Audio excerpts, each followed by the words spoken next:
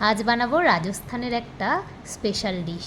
চলো রেসিপিটা শেয়ার করি। প্রথমেই সর্ষের তেল গরম করে নিয়ে 1 চামচ গোটা জিরে, 1 চামচ সর্ষে, অল্প একটু হিং আর অল্প একটু কারি পাতা কুচি দিয়ে দিলাম। এবার এর মধ্যে দিয়ে দিলাম 3টে মাঝারি সাইজ পেঁয়াজ, যেটাকে আমি বড় বড় করে টুকরো করে নিয়েছি, খুব ছোট টুকরো করব না। এবার এর মধ্যে দিয়ে দিলাম গ্রেট করা আদা। ভালো করে পেঁয়াজটাকে ভেজে নেব। এই সময় একটু নুন দিয়ে দিলাম, নুনটা স্বাদ অনুযায়ী দিতে হবে। এর মধ্যে দিয়ে দিলাম 2টো কোচানো কাঁচা লঙ্কা। এবার দিয়ে দিচ্ছি লঙ্কার গুঁড়ো, হলুদ গুঁড়ো। ব্যাস, এবার নেড়ে চেড়ে নিয়ে এর মধ্যে দিয়ে দেব 1 বাটি টক দই।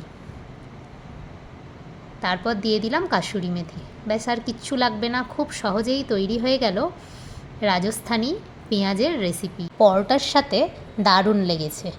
জয় জগন্নাথ, টাটা।